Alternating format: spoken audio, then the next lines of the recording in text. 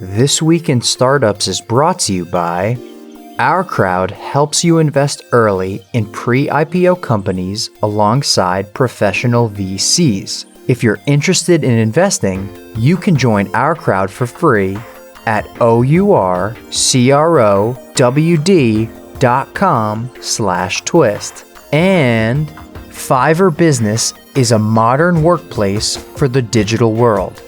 Their team of dedicated business success managers help match you with the best freelancers for your team. Right now, you can sign up for Fiverr Business free for the first year and save 10% on your purchase with promo code JASON. That's Fiverr.com/business and use promo code JASON. Hey everybody, welcome to another episode of This Week in Startups. It's your favorite episode format, Ask Jason, but we've punched it up and we've made it twice as good because we brought back everybody's favorite early stage investor, Zach Coelius, who just tells it like it is. He's incredibly candid. He takes it to a level of candidness that maybe even is more candid than me. Welcome back to the pod, Zach. Good to be here, buddy. All right, so let's do it. We really want to help these founders. We want to give them really great feedback. And I want to go with this first question. It was number 2 on the list, but I thought this was a great question. My startup is a software consultancy that is trying to transition from a service-based organization to a product-based one. What are your thoughts on how to position ourselves to begin generating reoccurring revenue? What a great question, because we see this all the time, right, Zach? Somebody's got a service business. They're making $500,000, $1 million, sometimes $5 million a year. And no VC wants to invest in a service-based business. They don't grow. They grow slowly. So what are some ideas you might have? I have my own, but I want to get your ideas first. The best thing about Silicon Valley these days is that there's just tremendous information and knowledge out there about how to solve every problem you possibly can imagine in startups. And like when we started, you were a few weeks before me, maybe a few years. But when we started, it was a little harder. Like you kind of had to figure it out on your own. But in this particular question, there's just been tremendous work done by Steve Blank, Eric Ries, and a bunch of other great folks. Lean Startups, 4 Steps to the Epiphany, and there's a great book called Monetizing Innovation. And it's all about basically doing customer development, going out, talking to customers, figuring out what their pain is, and then figuring out what they're willing to pay for that pain. And the trick is not so much building, it's asking the right questions to find the thing that they really want solved and they're desperate to give you money for, and that you can actually solve for them. So the great thing about a services business is you're in there with those customers and you can ask them, hey, what do you need me to fix? What software do you need? And find something that's not being solved right now and start building. This is such a great observation. If you're in a services business, you are servicing these customers already. So you already have the ability to do a listening lab, to do a customer journey, to sit there and just ask probing short questions like, show me how you do that. And then they say, well, what do you want to see? And you say, well, just walk me through it. And you give very broad, simple, empathetic questions. And you say, well, what takes the most time? What takes the most time? And they'll tell you. And here's a super hack. There are some Swiss Army knives tools in the world. And they were made in the 70s. One of them is called a spreadsheet. The other one is called email. And when people don't know what to do, they default to using email and a spreadsheet. Email for communication, a spreadsheet for organizing stuff. So how many times do you talk to a salesperson and say, hey, who are our customers and how much are they paying? And they're like, okay, let me pull up that Excel or Google sheet. And you're like, really? That's where you're keeping it? And it's like, yeah. And then you say, oh, okay. And where's the project at? And they're like, okay, let me pull up that email. And it's like, okay, you're doing project management by email and you're doing CRM and your sales funnel in a Google sheet. Whatever's in that Google sheet will be, unless it's a model, like an actual financial model, does not belong in Excel. But people use it for their to-do lists. And then by magic, people made a to-do list. And then they made project management software like Asana. So if you're sitting there, just a quick way is to just look in their goddamn email box and look at their list of spreadsheets that they open, last 10 spreadsheets, It might tell you the story you're looking for, Santosh. And I think your point, Zach, about what is painful and then what would they pay to relieve that pain? Yep. So critical, because sometimes people have things that take time, but they actually don't want to avoid that pain. I'll give a silly example. But when we worked in offices, people would say, what's an office? It was like a box. It was like a room, 4 walls, and you would go there and you would do work in it. What? Next to other people That's you were. crazy. Yeah, it's really weird. Not in my kitchen? No, imagine like Well, you and I went to another kitchen. Imagine you and I went to like a kitchen designed just for us to do work in. That's called an office. Anyway. Whoa. That people used did they have horses back then? Yeah. They had like a horse carriage next to the kitchen / office. Okay, got it. All right. But people used to say, I want to get a cup of coffee. And they'd say, okay, well, there's coffee right there. It's free. And then people say, you know what? That coffee's free.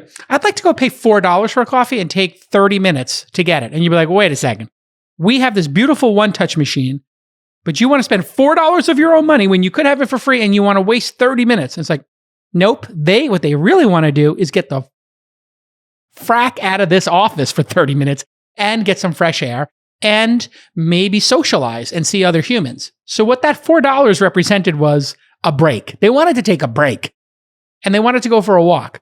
So sometimes people they were paying for that service. They were paying to not drink the coffee in the office and to get out of the office. So you just got to remember, sometimes the incentives might not be what they seem. They might be saying they're going to get coffee, but what they might be doing is something else. So just be careful that you'll know if they'll pay for it when you actually get their credit card, right? And that is the moment of truth. All right, let's take another question. This one is from Leah. And she says, I'm a co-founder in South Africa. We have a lot of fans in South Africa. And we're a pre-seed company gaining traction with our MVP. So to translate that, pre-seed is very early funding. Let's call it under 250K. MVP, minimum viable product. The least amount of product you can build to accomplish the task. How do we calculate our valuation? Who do I speak to? Or is there a place I could go online in order to do this? Right. So you just go to zacksvaluationcalculator.com and you just type in your age, your birth date, your zodiac sign, and then it tells you. I mean, let's be candid. How does one do an MVP level company's valuation in South Africa? As best as you can tell, how should Leah figure out what her valuation is? I think the most important thing to do is to realize that the startup valuation is a totally disconnected number from anything that you would think of as a normal business valuation. So like if you value a business on Wall Street, actually, it used to be when we value business on Wall Street, we would look at their revenue, cash flows, profitability, growth rates, and we would basically analyze the metrics of the business to figure out what it was worth. Startup valuations have nothing to do with that whatsoever. The key to understanding a startup valuation is that it is a question of the probability that you will get to be really, really, really big. So for instance, like when I invested in Cruise, like we thought that it could be a multi-billion-dollar business. And we thought at the time that there was maybe a 10% chance it would end up being a multi-billion-dollar business, give or take. Great founder, huge market, but it was a really hard problem. And the valuation that came out for this Series A, that's after it had already gotten pretty far, was a bit less than $100 million. And it's functionally based on that probability of achieving the size of the upside. So the real question you're going to have to figure out when you talk to investors is how big is the opportunity that you're looking at and how much traction do you have? For instance, if your MVP is growing 100% a week, well, that's a lot of traction. And if you've done this before and sold a company for $1 billion, well, there's a high probability you'll probably be able to do it again. So you'd end up with a much higher valuation. Whereas if your MVP is growing 1% a month and you've never done this before, much lower probability, and you'd end up with a lower valuation. What's the right number? The only way to figure this out, unlike Zach's magic valuation calculator, is to go talk to professional investors like Jason and be like, hey, I got this startup. What do you think it's worth? And they'll give you a number, and then talk to enough of them, and you'll end up with the proper valuation. Yeah. And so I agree with all of that. And just to build on it, it's an excellent answer. There is a historic range in your market. So in South Africa, I'm going to guess the valuation of somebody with an MVP who doesn't have any revenue and maybe has a couple people using their product might be $2, $3, $4 million. that might be historically what's happened. So VCs know what's historically happened. And if you're in that zone of what's happened before in the last year or two, they will probably feel comfortable investing. And if it's outside of that, they might feel comfortable investing if they see other things. So what are those other things that could make them go for a higher valuation? So I'll build on this question and just say, okay, how do people get outlier valuations or high valuations? Because I think it's kind of implied founders want to get a good valuation. Valuation is largely a function of the competition for the shares in your company. It's a marketplace. It's capitalism. It's a free market. You go meet with 150, you email 150 investors, you get 30 meetings. And of those 30 meetings, let's just say 1 out of 4, 8 decide to do a second meeting with you, and they start talking about valuation. If you can get 2 or 3 of them put a term sheet in, now you've got a market for your shares in your company, and you could say, listen, we got 3 or 4 term sheets. Here's the terms we're looking for. And those terms could be 10% more than the highest valuation, and you might actually be able to work a marketplace. The problem is founders get an indication that one investor likes them, has taken a second meeting, and says they're going to do a term sheet, and they stop working on the fundraising process, because 99% of founders would rather build than raise money. Then there are some unique set of founders who are obsessed with their valuations, obsessed with raising money. And that can be a negative signal, or it can be a really superpower, depending on how much you put it to use. And they optimize for a higher valuation, and they get it. And so if valuation is a function of competition, you need to have people competing, not one. One is not a competition. One is you're going to be dominated. But when you get to 3 term sheets, I'd say you've got competition for your shares. And then what determines that competition? Well, having 3 people who want the same thing. It's not magic here. There's one of this item left, and there's a competition for it. On the margin, your track record can increase your valuation significantly if you've taken a company public, if you sold a company.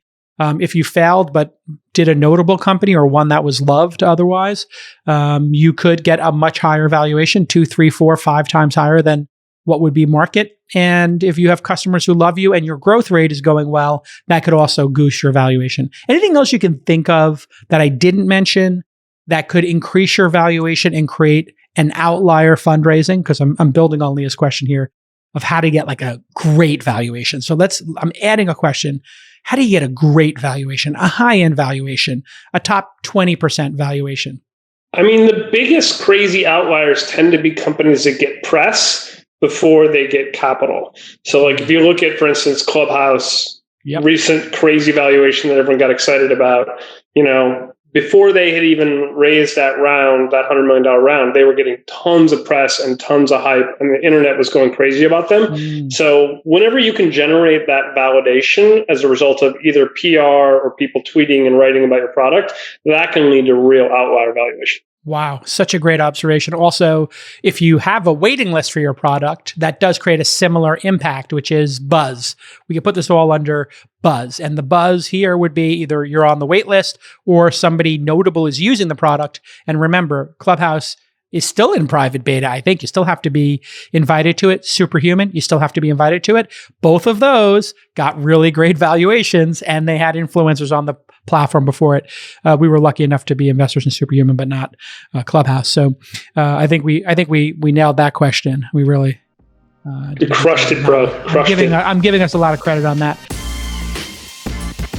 Do you ever wish you invested early in some of the best performing IPOs of 2019 and 2020? Well, OurCrowd investors did invest early in many of these awesome IPOs. With OurCrowd, accredited investors can invest directly and easily in startups early, before they IPO and before they get bought. OurCrowd investors have benefited from companies IPOing like Beyond Meat and Lemonade. Wow, how about those returns? And some of these companies have been acquired by buyers like Intel, Nike, Microsoft, and Oracle. The investment professionals at OurCrowd have already invested hundreds of millions of dollars in over 200 companies with dozens of exits. Today, you can join OurCrowd's investment in Nexa 3D, a 3D manufacturing innovator that's shaping the future of a projected $150 billion market. Nexa 3D's best-in-class solution gives customers a productivity advantage of 20x their competitors at up to 85% lower cost. You can get in early at Nexa 3D and other unique opportunities at ourcrowd.com/nexa. bootstrap.com/twist. I recently wet my beak and placed a little bet on Cyabra. This is a company that uses AI to uncover disinformation and expose fake news on social media. You can go open an OurCrowd account for free right now. OurCrowd.com/twist. Go ahead and open an account at OurCrowd for free. OurCrowd.com/twist. Here we go. Some live questions are coming in. Jordan BMX on Twitter asked, what month-over-month growth usage are angels looking for when investing in a startup that does not have the ideal-looking founders? Okay, I'm not sure what ideal-looking founders is, but I'm going to guess you mean underrepresented founders, or maybe older founders, or maybe founders from middle America, but not Stanford bros, or people who come out of Google or Facebook as alumni. So what month-over-month growth or usage are people looking for in early stage? We can open it up from angels to also seed. What kind of growth would you be looking for? Week over week, month over month, and duration. We'll make it really specific.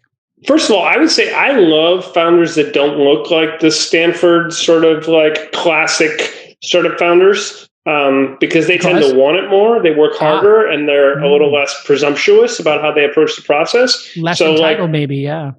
Yeah, I'm happy to pay a higher valuation, for what I think of as great founders. The founders that I'm, it's all about how hard you work and how much you want it. And often when you don't come from having success handed to you on a plate by your parents, you want it more. So those folks are the ones I love. But generally, we're looking minimum at, 10 to 15% a month would be sort of like a low growth rate.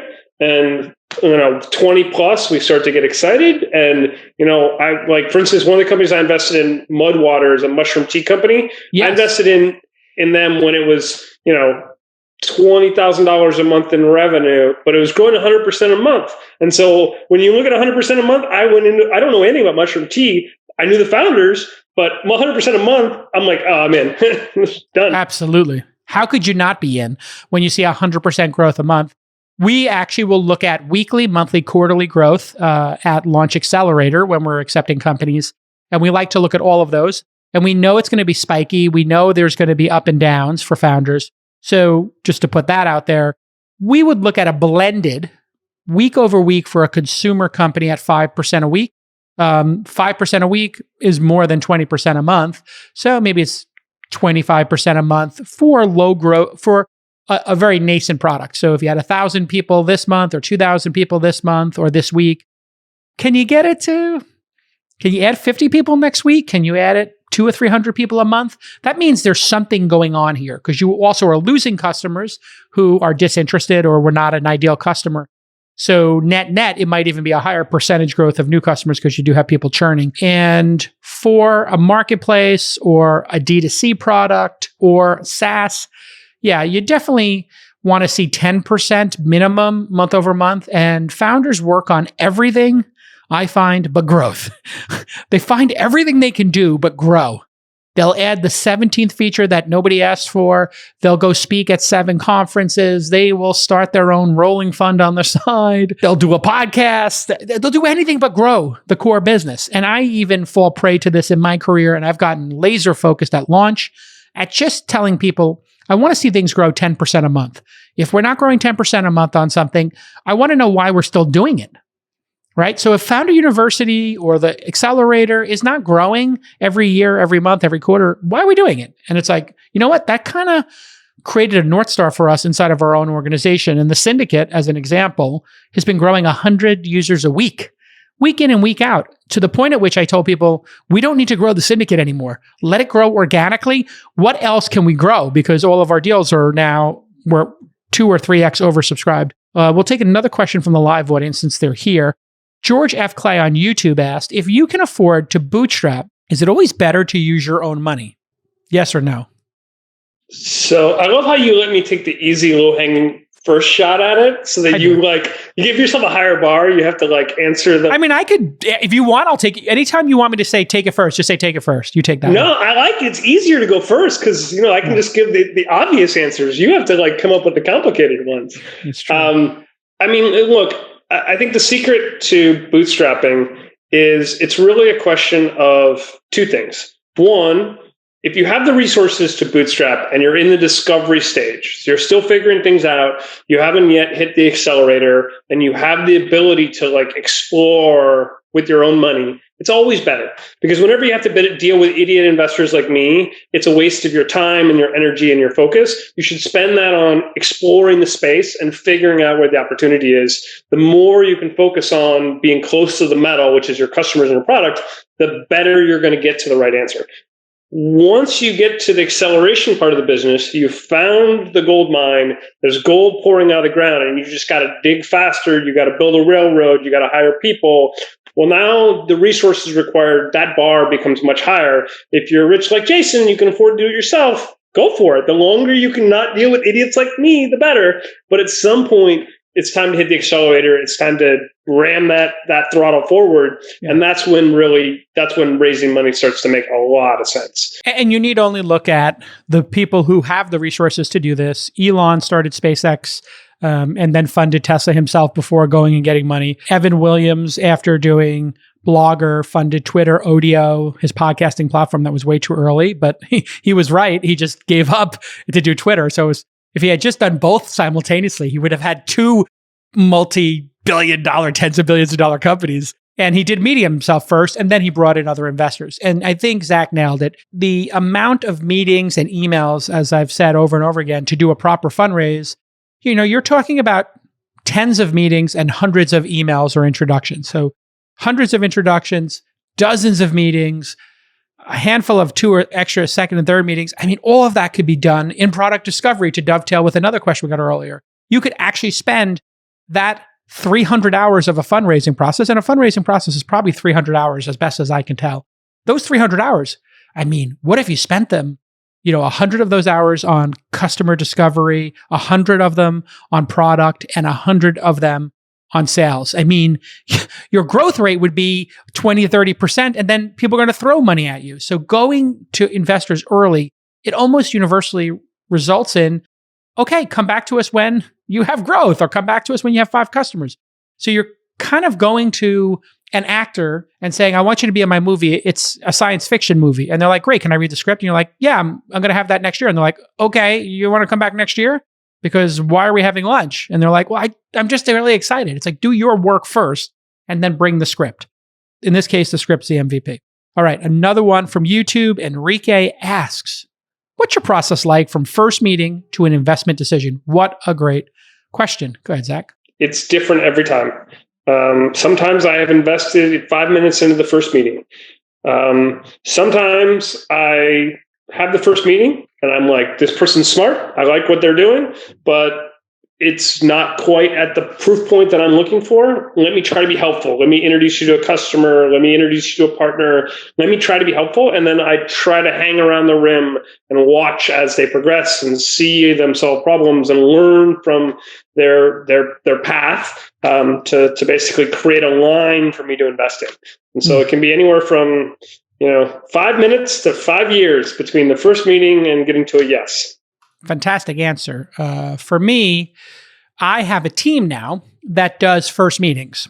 And so I have removed myself from what we call the introductory call. And we call it an introductory call because it's to introduce what you're doing to somebody in our firm and to introduce our firm to you. So in the early stage, we have so many people coming at us that we do 50 introductory calls every week right now. We're trying to get that to 100. 50 introductory calls means 20 minutes on a Zoom. You tell us about your product, and one of our associates or researchers tells you about the firm, asks basic questions. If they can't answer the questions, they will bring on a managing director like Jackie or Ashley to join the second call, and then I'll be the third call. If something is absolutely fantastic and we have to move quick, we will short circuit that process and I will just jump on the call. So there have been times where, for example, Ruloff from Sequoia just sent me a company he's investing in, and he thought I would be creative to the success of the company if I was involved. I'm not sending them to an associate and then making them meet a managing director and do 3 calls. They were referred to me by a bestie, or if you referred somebody, I would just get right on the call, especially if you were investing. So referred high quality deal flow that's referred by people who we trust, I'll get right on the call. And then we make a very quick decision for the accelerator, which is, do we go to due diligence and make an offer or not? And if we make that due diligence decision where we're going to spend an hour or 2 or 3 really going in deeper, maybe talking to some customers, we're going to do the deal. Unless we discover something bad in due diligence. So that's our process. I would say on average, 3 meetings with our team, 2 or 3 meetings, and then we make a decision. When it's somebody direct with me, I'll make a decision like you do, Zach, very quickly, because that's the nature of the time we're living in. Again, the market determines a lot of what we do, right, Zach? Like if the train is leaving the station and like somebody just told us like, that's a really great train. Like we're chasing the caboose and trying to jump on and throw 50K in the back of in the caboose. We're like running with a bag. We got a duffel. And we're just trying to throw that duffel on the back of the money train. Okay, next question is... I can see that in my brain. It's exactly what it's just like. about me and Zach running with our duffels. We're running. Wait for me! Toss the duffel. Wait, take this! You don't take need my to money, take me. please, Just take my money. Back in 2019, our team at launch was pretty small, I'll be totally honest. And when we were having trouble finding founders to attend the Launch Festival Sydney, Fiverr's networks of freelancers was there to help us so quickly. We literally hired researchers on Fiverr, I kid you not, and they filled the top of our funnel so quickly with thousands of founders who were based in Australia. We emailed them, we offered them a free ticket to our event, and our biggest problem in running that $1 million event was finding all the great founders, and Fiverr did it for us, and it made the event a huge success. So thank you to Fiverr for helping me. Fiverr Business brings you the team you need with freelance talent you can count on, a dedicated business success manager, and collaboration tools, and so much more, all from one intuitive dashboard. Speaking of teams, did you catch Fiverr's new commercial during the big game? I bet you did. Fiverr ran a Super Bowl ad. We love Fiverr at launch, from hiring researchers for our events to designers for our portfolio companies' pitch decks. Fiverr has been there to supply experienced talent quickly. Stop wasting time researching and searching for talent. Just leave it to Fiverr Business. Their team of dedicated business success managers are going to help match you with the talent you need for your team. There's no more guessing. There's no more wasting time. You're going to get 1 year free and save 10% on your purchase of Fiverr Business with the promo code Jason. That's pretty easy to remember. So I want you to go to fiverr.com/business, Fiverr.com/business, Fiverr with 2 R's.com/business, and don't forget to use the promo code Jason. So it's free for the first year and you get 10% off your purchase. Am I allowed? This is Keerthan Didage on YouTube. Am I allowed to call a successful Kickstarter campaign as a product validation test? Obviously, sure. Yes, of course. Yeah. I mean, it's one of the best tests. Come on. Yeah. People are giving you money. You must be doing something. They're giving you money for the promise of a product that you're going to make in the future. Oh my Lord. That is some Huck Finn right there, man. It's like, hey, you want to paint this fence? It's really a lot of fun to paint this fence. If you give me your apple, I'll let you paint my... Is that Huck Finn or Tom Sawyer? I'm going to get canceled even using that reference. I think you get canceled. It was Tom Sawyer? Anyway, there was a kid story about a guy who had to paint a fence. A kid had to paint a fence. Oh, no, come on. No. This is Mark Twain. It's Mark Twain. It's a great seminal piece of literature. Yeah. It's like, I really get frustrated about that. The canceling of literature that was written a long time ago. Samuel Clemens, right? This is I think this is his real name, yeah. Real name, Samuel Clemens. Mark Twain. Amazing writer. Passed in 1910. But The Adventures of Tom Sawyer, a pretty notable work. But I do think you'll get canceled. So be careful, folks out there. Okay, people can cancel me all they want. Yes. I embrace my likelihood of being canceled by people who disagree with me, because I mean, you can't be a great investor unless you basically are an iconoclast, and you can't be an iconoclast if you're afraid of being canceled by all of these people who literally want to impress their ideas on the world. 100%. Ownnit on YouTube. As a young and growing startup, we have a lot of product improvements that we believe are inevitable. Should we continue to put off these inevitable tweaks until it's an immediate priority? Bit of a convoluted question. It's a young and growing startup. We have a list of product improvements that we believe are inevitable. Okay. Should we continue to put off these inevitable tweaks until it is an immediate priority? Okay. So let's just interpret this as, how do you prioritize your roadmap? What's a good way to think about your roadmap and to prioritize what's going to be done next? So I think there's 2 questions they're asking here. One is, should you delay building features that you know you need to build in order to deal with scale? And the answer to that goes back to what you said earlier, which is get the growth. Focus on the growth. And then once you have the growth and things start breaking, then you can fix the problems that are preventing you from breaking. You can fix the roadblocks that are constraining your growth. But the only thing, as far as I'm concerned, you should spend time and energy on is what features and functionality will improve growth. If it improves growth, build it. And in fact, if a startup is collapsing under its own popularity, fundraising, I mean, instead of just me and Zach chasing the train and trying to throw duffel bags on it, you're going to have 50 people behind you. So when Twitter had the fail whale, people were like, what? It's crashing from that much usage? Oh, YouTube's crashing? We need to invest in that company. If company is getting shut down because too many people are in line and want to buy their hamburgers, like, we want to invest in that hamburger joint. Duh. In terms of prioritizing the rest of your features, I just love what Des Trainer says. You know, you can make an XY axis, and here are features that people use every day, and here's how many people use that feature. So here's the frequency of using the feature, and here's what percentage of your users use it. So if we were talking about Slack, on Slack, every day somebody chats, right? So they compose messages and they read messages. So making it really readable, the design, and making it really easy to compose, well, if there's improvements to be made in the compose window, make those. Now, there might be a feature like, I don't know, cross-functionality between two organizations. Okay, what percentage of people use that? Well, that could be your high growth feature in the future. So if you think everybody's going to eventually be using that every day, then you would want to put a lot of time into it.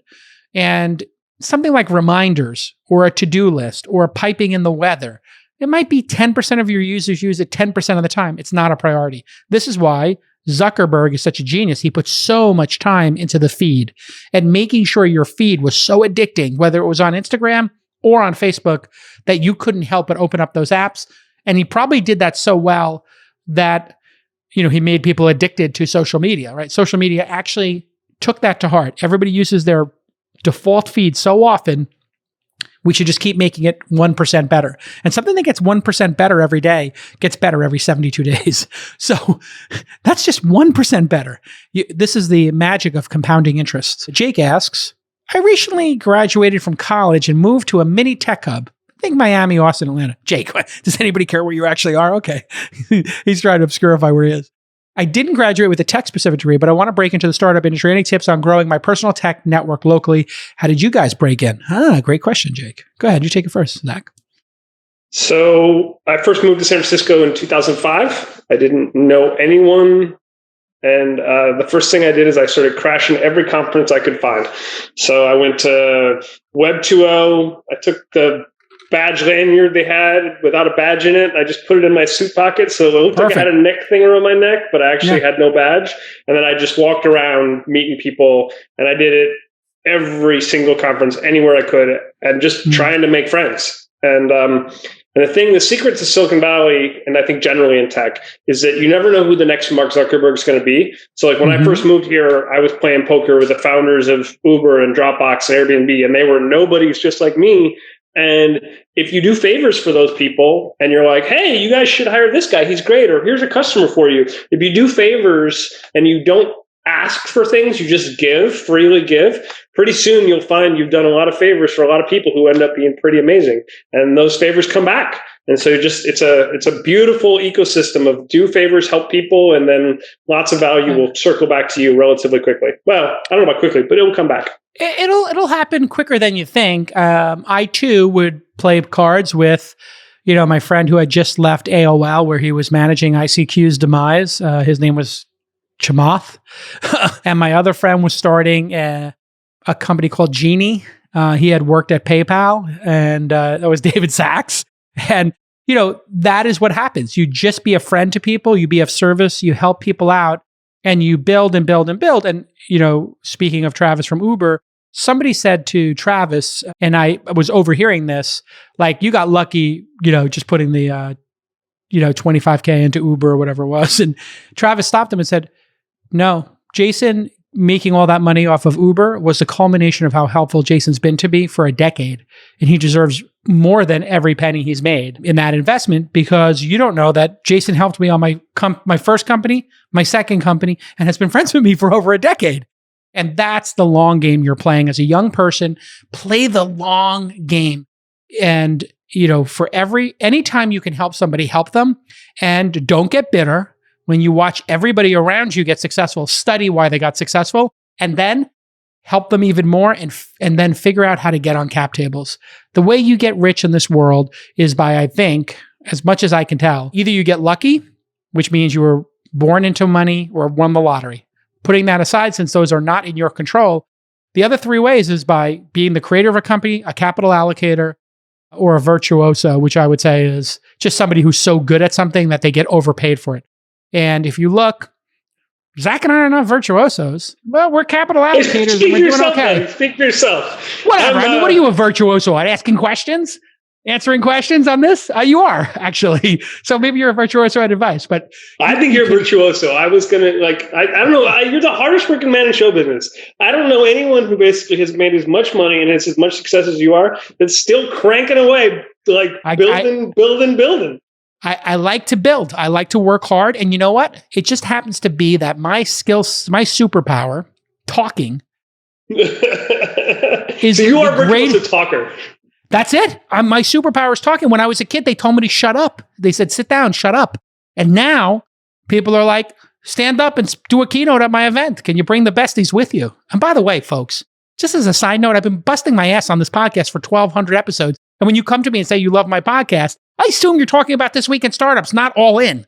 All right? The top 10 tech podcasts, just because I have number 1 and number 10 doesn't mean that number 10 is not my life's work. I now have people asking me, can I come on your pod? I'm like, yeah, great. And they're like, oh, I want it to be on All In, not This Week in Startups. I'm like, God damn it. There's no guest on All In. So get that out of your mind. There's never going to be. I'll go on This Week in Startups any day of the week. I love it there. I feel at home. Thank you. Like a cozy, happy place. You don't want to talk about politics or Trump or the insurrection or vaccines. Terry asks, what is the single most detrimental thing to a startup? Lack of focus, lack of skill, inability to recruit talent, or something else? Wow. What a well-structured question, Terry. You're forcing us to pick one of these three or come up with our own. Focus, skills, or inability to recruit talent. So lack of focus, lack of skills, inability to recruit talent, or something else. Wow. What kills startups most often? What's the most detrimental thing? What do you think?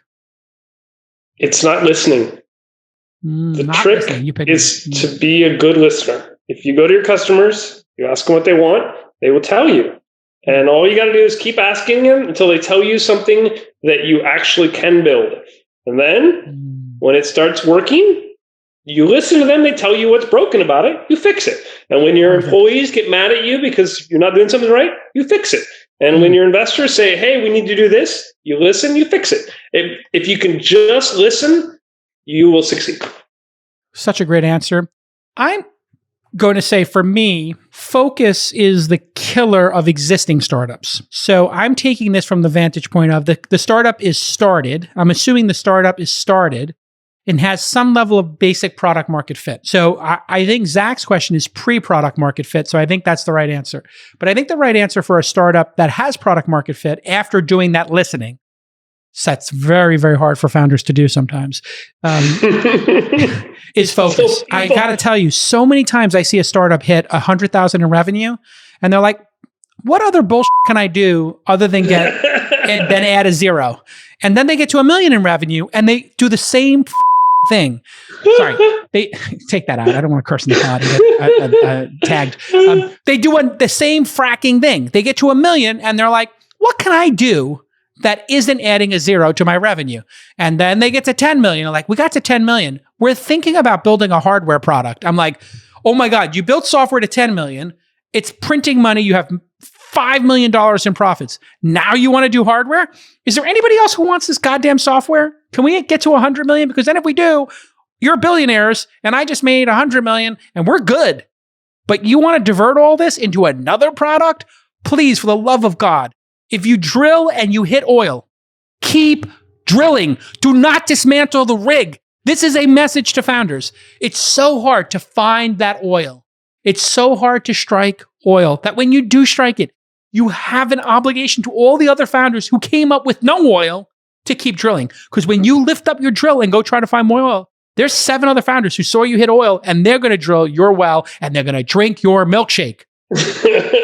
They drink it up. Devin so S. True. It's so true. It's so painfully true.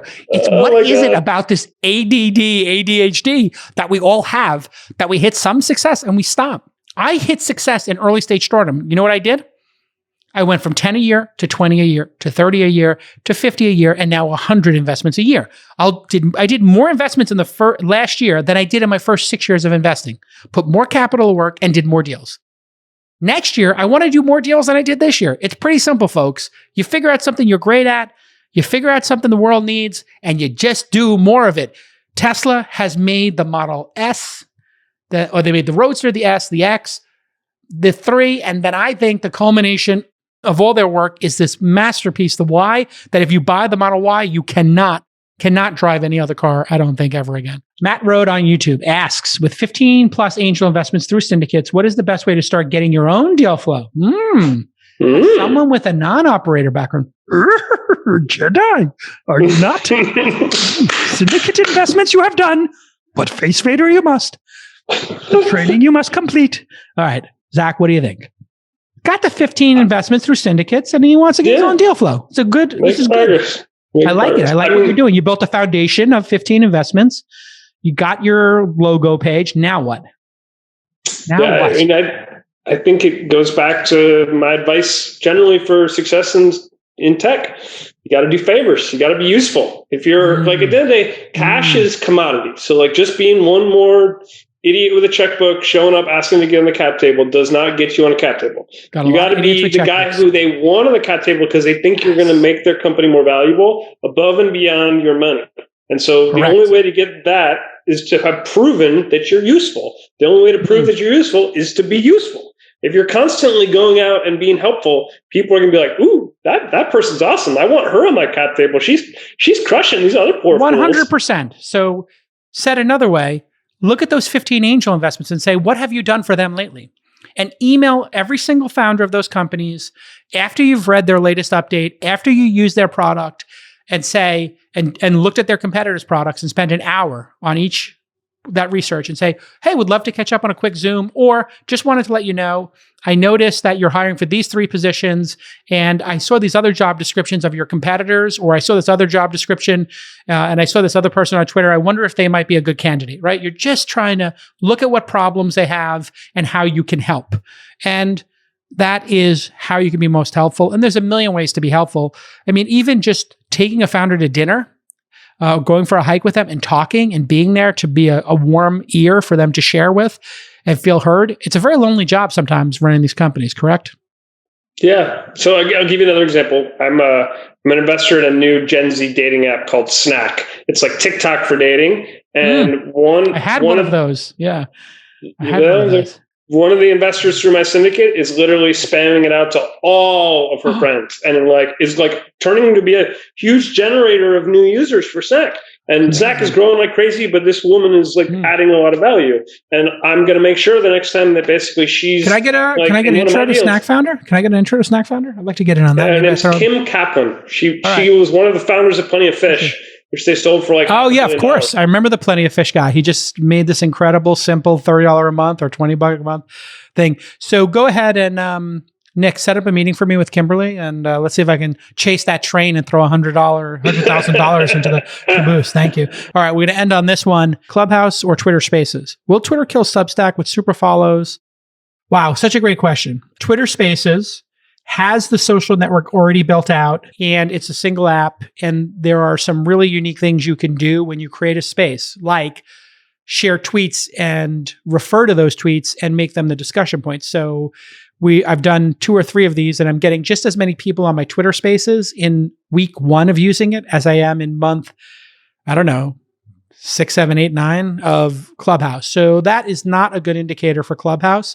I think Twitter Spaces, if they stay focused, will have the majority of minutes listened to. That being said, I think Clubhouse has a chance at being a $10 billion or $50 billion company because they will be the dedicated space to it. So it could be similar to what happened with Snapchat and Instagram and Facebook, where Twitter runs, Facebook and Instagram ran away with the number of stories.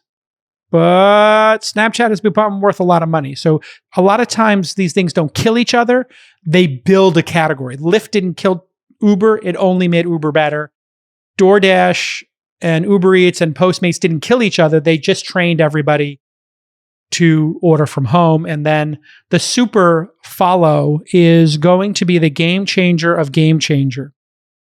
The ability to follow somebody you love on Twitter and give them $5 a month to get exclusive content and spaces is going to be, I think it's going to make Twitter grow 5x. I'll be totally honest. I don't know if you saw the super follow template, but it's gorgeous. And something happened at Twitter, and I did DM Jack about it today and gave him a couple compliments. They got product velocity back. Whoever's doing over there is got the product velocity back, and I am here for it. Any closing thoughts on that? No, it's great to see the clown car back on the race course. Famously, Zuckerberg called them the clown car. Yes. Well, I mean, look, he's like, it's like a clown. What did he say? It's a clown car smashed fell into a gold mine. Yeah. Oh my God! He called Evan Williams and Jack and Biz clowns. Oh my God! Zuckerberg is savage. He's a savage. But no, look, it's great to see innovation. We've got a long way to go. It's great to see people trying new things. It's great to see new ideas. I'm excited for the Super Bowl for charity, because that would be something that it would be a great way to filter basically all these bots on there these effing bots on there that just drive me nuts. Put in unnecessary censorship, Nick. Beep. I really just want a button where any non-real name user, I never see them again. They can be on there. I don't care. You can have. I'm going to charge $1 and I'm going to give it all to charity. That's what. Yeah. $1, it all goes to charity. Can't wait. Yeah. All right, brother. This has been amazing. Thank you so much, and we'll see you all next time on This Week in Startups. Bye bye.